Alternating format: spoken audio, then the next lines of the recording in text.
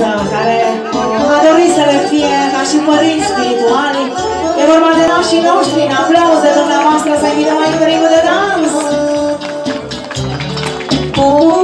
Jos mâneria pentru femei și dați-i femei ce este în ei.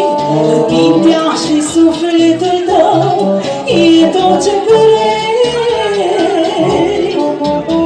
Soție, prietenă, mamă, ce tace, ascultă, ia seama. Dar mai presus de orice e o nașă.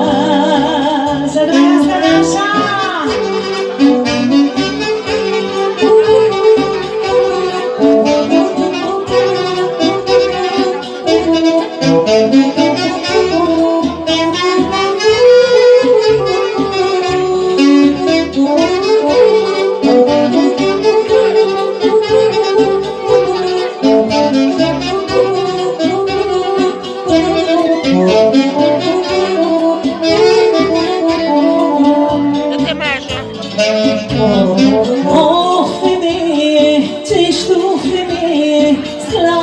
Așezată pe un tron, leacul durerii, simbolul puterii, ești de toate în unison.